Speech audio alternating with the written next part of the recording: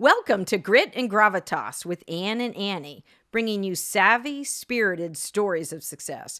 We're excited to deliver 30 minutes of inspiration, impact, and goodness. We'll be bringing you guests and friends from around the country who have very special work and personal journeys. I'm Anne Deeter Gallaher, your co-host with Anne Carnathan, and this is Grit Gravitas. Let's go!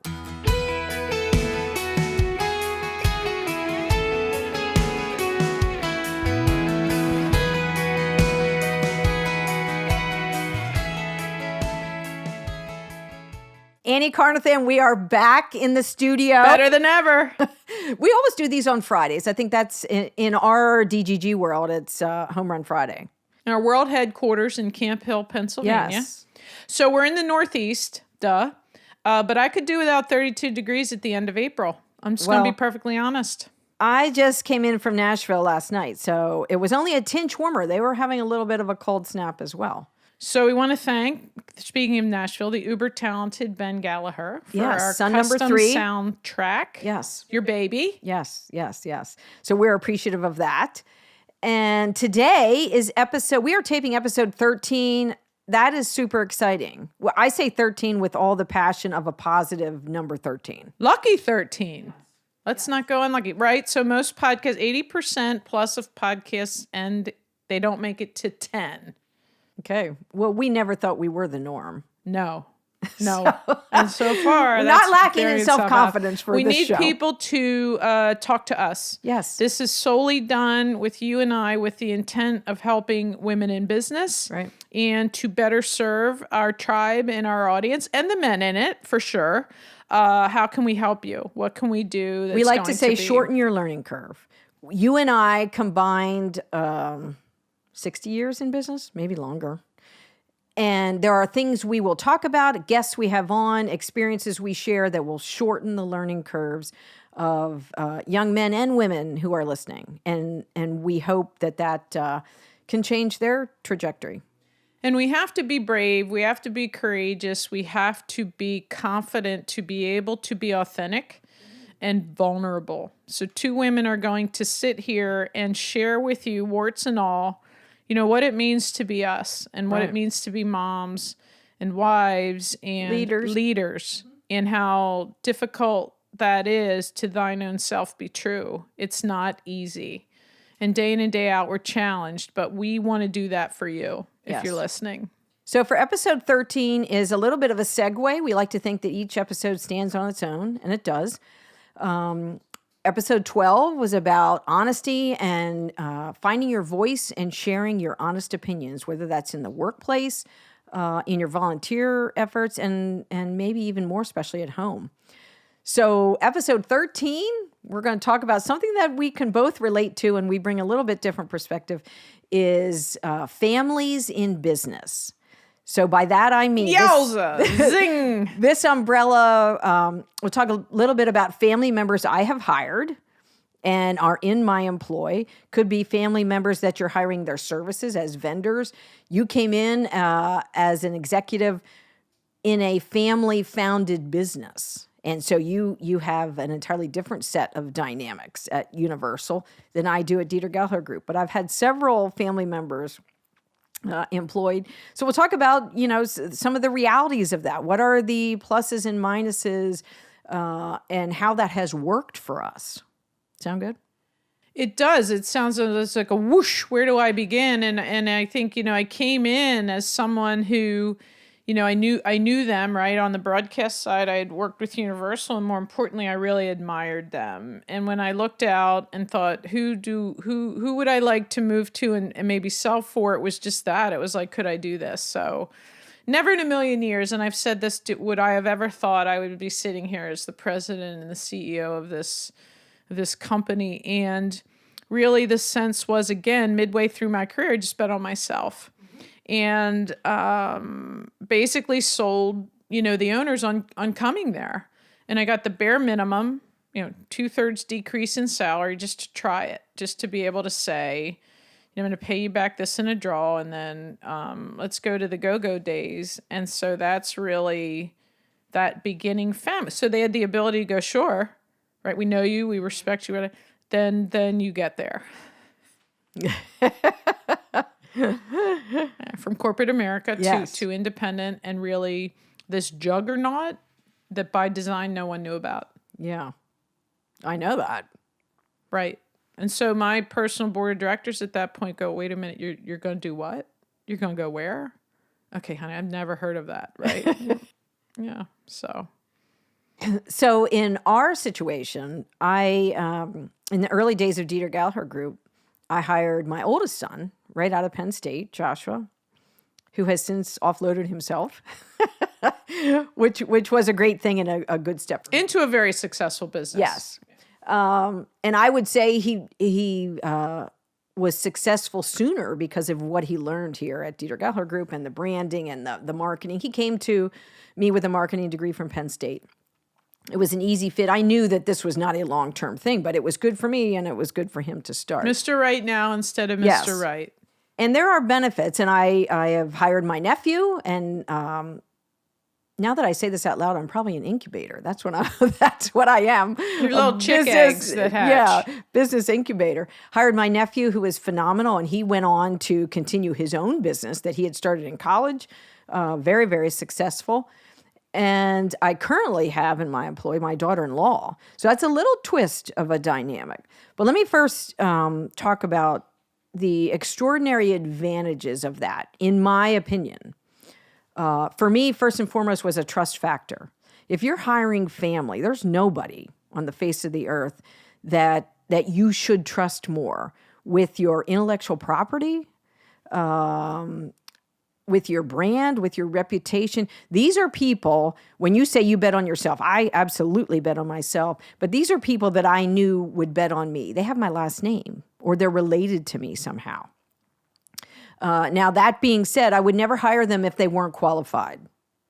It's regardless what your last name is. If you aren't qualified to do the job, say no to that hiring. They were qualified, so they came to me with a set of skills. And interestingly, my daughter-in-law, who is absolutely fabulous, and I don't say that because she's my daughter-in-law, I hired her on a freelance basis first, right out of college. She had a PR degree. So in the back of my mind, I'm saying, wow, this really is a no-brainer. But you are investing yourself as the business owner into all your employees, and you take responsibility for their livelihoods. And coming through a year that we just had, that is a tall order. I take that very seriously, as I know you do with your entire team. When it's family, it's an even taller order. But first and foremost is they came to me with extraordinary skills that I knew would add benefit to Deeter Gallaher Group. So that hiring decision was fairly easy, but the trust factor and the loyalty were game-changing. I mean, I need a team that I can trust with my honest opinions, who knew the insides of the business. When we talk about intellectual property, the business processes, the way you reach out, the way you close deals, Annie, people in that inner circle, that's a lot of information. You have to trust those people. And so essentially, she started out as virtually an intern. Mm-hmm. So freelance as an intern. Mm-hmm. And when I got to Universal, especially where I saw media headed in the information age, was we need their fresh eyes. We need their ability to think differently. Exactly. And so that was really us kicking the tires the way you did making your daughter-in-law a freelancer. Really same thing. And as I'm hearing this, which is the charm and the gravitas of what you and I talk about, is I've never heard this before. So you're getting my ability to chime in because family, period, family increases the complexity of someone exponentially. Yes. Because now you're not just risking your daughter-in-law, you're risking your son. Mm-hmm. You're risking her parents. You're risking so much more for business that could easily be through someone else. Now, I'm not dismissing that. Right. And, for me at Universal, when there's two families and I'm 100% about the work and the expertise, But guess what? I don't get to live in a vacuum. That's like saying to someone, I love this about you, but that not so much. I'd love you more if you weren't that way. No, I'm all in, warts and all. I want someone to love me that way in a genuine way. And so you begin to learn quickly that honestly, Anne, and this is why it's so staggering with you, is that 100% to this day, the owners would tell you they trust their family. And it's this constant balancing act to the expertise and to me doing the work. Right.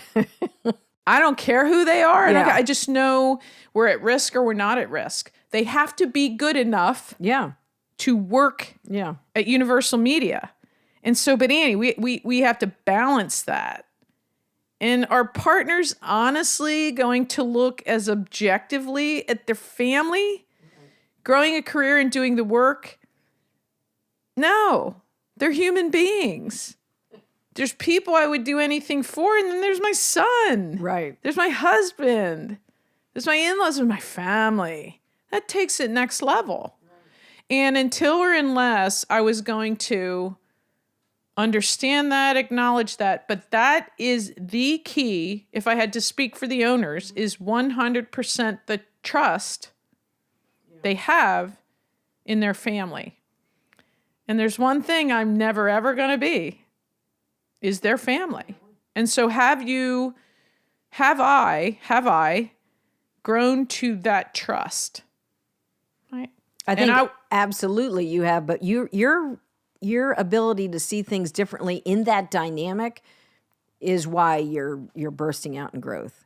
You bring that set of, I understand the family, you understand the family dynamic that you walked into. You've maneuvered through it. You see the goods and the not so goods in that dynamic, and you bring this fresh set of eyes that I think you've now received their trust. But I always believe, talk about intent, that I'm doing it for the right reasons, and I'm going to take care. And now I do understand. I don't know how anyone could understand. Again, people still say, well, how's it different than corporate America? Oh my gosh, let me tell you the ways. Yeah. But the bottom line is I'm still not next level family. And it's my job to say, here's essential, here's this, here's that. These individuals, right? It's up to you how they continue forward. Right. Right. And so again, it's always about a paper cut. It's never about a fatal injury that costs us business. And so I think it sounds like a fine line, not so much, but I'm never going to be next level. And I would submit to you now in my 11th year, that's crucial, that balancing. Yeah. And when you look at that, if there's a family outing, if there's a holiday, they come in the next day and things aren't like, you can feel it. You can feel the tension, right? So something happened. Right. I don't know. And with peace and love, respect, I don't care. I'm not taking sides. I'm not like, and I think that dynamic, and I say this, now, it changes the dynamics of pass the potatoes, please. I don't necessarily want to hear someone came, they left early, they insulted us. There's this, right? Because those are family. Right. And they're always going to happen. And no one is going to leave that at the door. Right. Not when you're passing someone in the hall, not when you're ticked off, not when your feelings were hurt, because again, all that is next level. Yeah. And it's a dynamic that is just as difficult to navigate as the business itself. So fun. So two of the sons have worked directly, one directly, Joshua the oldest, and Benjamin, because he's married to Monica, is indirectly. He hears all this. And for years, we have supported him with PR and branding from the early days of his music career. But it's funny, when we were just in Nashville, last Friday night, we're all in the car going somewhere, and it was like 5 o'clock, and Benj said something about social media. I said, I said, 5 o'clock, Deeter Gallaher group is off.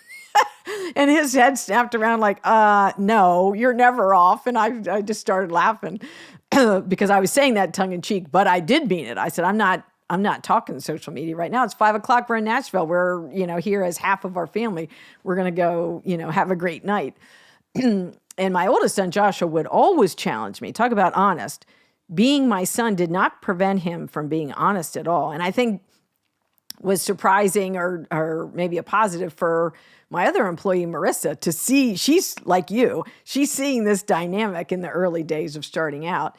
I mean, he knew he was my son regardless of whatever happened. So he was going to tell me, the truth of there was a better way to do something. But he would often say, Mom, cut it off. It's 6:00. You have to close up shop and close it down and put on your mom hat. And so that was always a good, honest, in the early days, you're so passionate, you're building a business. It's 24/7. It consumes you. And he was like my voice constantly reminding, don't let it consume you. Like this is, and here's my caution to anyone who has hired family, working with family, building your business, with your family. At the end of the day, business comes and goes. Clients come and go. Media comes and goes. Your family's there forever. So don't make any decision that would ruin that relationship, because that family is priceless. And if we've learned nothing from the COVID year, we have learned, our small orbit is what carried us through. Those are the people. So don't let a paycheck get in the way of that. Don't let mistakes get in the way of that in the business environment. Preserve that relationship at all costs. There are enough epic breaks within families. There are so many, aspects of disagreement that become irreparable for whatever reason. And, to me, in the absence of any matriarch, this is not going to continue. We're going to resolve this. We're all going to come back together. It will not be.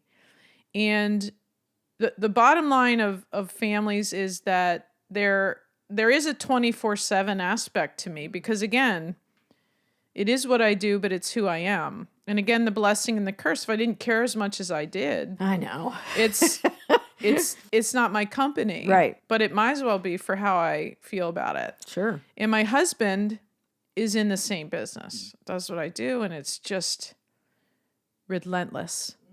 Right. And it becomes very, very difficult to delineate. Yeah. And does Walker say time out, you guys? He just sort of disappears. Just, because look, it's, I'm intense. My husband's intense. And so there's just that level of next level. Yeah. And, would I want that to be different? Well, there's a huge expertise and currency to that. And so it's a constant. Do you know how to be different? That's a challenge. I don't know, because I love what we do. There's no 5:00 switch in me.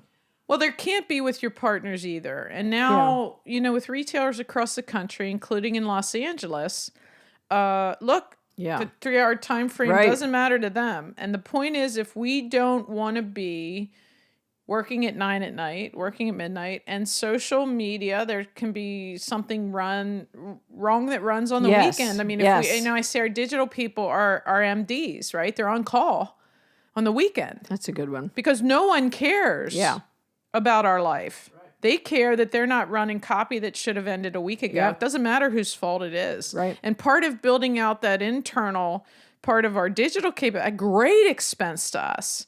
And they give the owners a tremendous amount of credit. I mean, they're like, what? We're going to do what? Yeah. Here's how we have to be 100% self-sufficient to be able to change things on a dime. And we can only do that if we have an internal trading desk, and we have to have people that care that much. And I'm now like so out of the weeds, right, with the family. But that's why it's so critical. Because no one gets to say, well, my nephew, we were at a holiday party and we were doing this and a birthday party. No one cares. They don't care. And if we can't do this, we can't accept this assignment. And so there's so many different parts to growing, because then you have to, manage it. And nothing pleases me more than someone saying, you are who we thought you were. Yeah. And what does that mean? That means, for me, Annie, your sales hat, here's how good we are. Here's how expert we are. Yeah. Okay, you brought it. Mm-hmm. And that's why I relentlessly drive our execution, our standards. Yeah. Because One person signed that check. Here's what you can expect, but they have to cash it. Yeah. And I think that's equally important. And so part of what I couldn't do is say, hey, family, how come you don't see this the way I see it? Well, here's the answer. No one did. Yeah, right. Looking back. But regardless of your last name, those standards have to be met. And if they aren't, you don't get a pass. That's right. You have to find someone that you're more comfortable with. And I'm 100% fine with that. I'm an acquired taste, right? And I learn, when to back on and back off, because you do understand what it means for the family to have built such an incredible business. I did not do that. Yeah. I did not build this. I mean, we're talking about 33-year overnight success story, right? Because what now, DGG and everyone's helping us sort of go, here they are, and they're fabulous. Yeah. Right? Absolutely. By design. And so I think there was a little bit of a part of me going, oh, well, that's your problem. No, they're people. There's an aspect to that. And it's a huge, again, very complex one, but I get it and had to get it, had to grow into that of enormous discomfort for me. And that's where corporate is just sort of off with the head, right? Which I hated. Yeah. This, right, on the other hand, way more complex, a lot more energy. Like, I want that dividing line. Yeah. I don't want to be at the birthday party. I can't. And then that's a healthy decision for you. But you have each owner, right, feeling like they're slighted somehow. And so it was just like, how you talked about them and not enough about me, and you hurt my feelings. I'm like, what? I don't, what? So that what? Self-awareness. Mm-hmm. And so I do think the risk of a family member doing the work is exceptionally different than being cleaner with someone who starts or isn't who you thought they were and is not good enough to do the work. Mm-hmm. And you're exceptional. I'm going to help you move on, but you can't work here. And that's always, right, the least fun conversation. Yeah. And now I don't have that, right? My department heads have that. Yeah. I manage the department head. So there's just been this process and this structure that have grown on. It's still family owned. It's still family controlled. I just understand it more. And I know sort of when to put my foot on the gas, when to let up. And I'm a steward. Good. I'm now trying to get this company to be here in 5 years or 10 years for however it, the succession of it, and all these people that are next. Mm-hmm. Family or not family, it's not going to be my decision. So we have 1 million small businesses in Pennsylvania, maybe fewer that from last year. But many of them are started or the first hires are family members. So that's a great ecosystem to start in. The skills of the individuals. You know what they need. Now you were able to take Universal. The family took it to the first 30 years or 20, till you came in. Right, right. But they knew that we need someone else to take the next leap, to go next level. And they get all the credit for that. But often the person with the skills that takes it to scale is not the person who founded the business, because we're so in the trench. I mean, we're almost handicapped by our original vision. So you need people, and it could be family that comes in from the outside or an in-law who just brings that fresh perspective and says, you're going to move over here. This was a fabulous foundation. We're going to take it to the next level. It all comes back to influence, too. Mm-hmm. So these birthday parties and family gatherings and holidays all become the ear of the owners. Yeah. And you and I both know leaders are what it means to someone's own agenda. Yeah. And every single employee person has them. Yeah. And they may or may not be for the greater good, but there's almost no one who isn't able to delineate that. I mean, someone says, oh, this is my agenda. It's probably not the best thing for Universal. Nobody has that objectivity. Mm-hmm. We're emotional. We take, the entirety of our lives and pack them in bags. We just hope, like, if we put one on our back, two in our hands, we're like pack mules taking our life with us. A lot of baggage. And so no one is going to sit there and say, well, I'm the family and I'm this and I'm that, but man, Annie, she's she's tough. She's doing things I'm uncomfortable with, but she's great. No one did that. Yeah. And so I constantly felt like I had to keep coming back and recalibrating the persuasion. And some days it was like, I need more time out there persuading and a whole lot less time in here. But oh, by the way, I'm not going to influence out there if I don't. And it just became a deluge of energy and effort and really in the past year, which has been extraordinarily difficult for me. The 14 months, stressful, anxiety. I mean, my body, feasts on cortisol and adrenaline every day, and it's not supposed to be that way. That's a fight or flight. Like, it's not good stuff. But, I recognize that. And look, again, that's on me. I have to manage this. And so I've just become very much more aware of people's agenda. And look, I'm gonna go so far, and then I'm gonna back up, right? And I'm not gonna be able to impact that because something has to give. But huge shout out to you for surveying the situation, knowing. You probably didn't know the depth of dynamics, but you could hypothesize what you're coming into when something's founded for that long. There is an expectation. There are agendas on all parties for, immediate family, extended family. And you were able to withstand that and come in and really feel purpose-driven that you can make an impact for the better on not only on the company and the brand and the revenue and the profit, but on the people's lives. And you've brought in new lines of business, which is huge. So I know that you have to have a tough outer shell to lead like that in amongst all the positioning and the players in that. There's a price to pay for that. I mean, I think my shell's a rhinoceros. I don't think that's always a good thing. And I sincerely believe that at the point to which I would have guessed how difficult it is, I really had no idea because I cared about coming there to try to succeed. Yeah. Could I do something on a national level? And it was sort of my incubator for 2 years. And I recommend everybody stay in a job 2 years. I'm not great with job jumpers on resumes. I'm not. Agree. There's a loyalty and a commitment. Again, no matter where they go, it's going to be work. Yeah. And so when I look at someone like, okay, who's making the poor decision? You're just jumping job to job. And I know that's, but look, whatever we're looking for. And so if someone had said to me, it's this complex, but I don't also think the family knew it would be that complex. You can't know what you don't know. And so I would say it was a culture shock for both of us. And I was never sat down and talked about this. This is why we have the show. but I do think in retrospect, it's that thing where the enormity is like, how did you do that? Oh, I don't know. I can't imagine doing it now. Yeah. But I think that's where I'm fearless. Good. That's where I'm so risk-oriented because it pushes me out of my comfort zone daily. And I like that. I like that about this. I had a home. I had a family.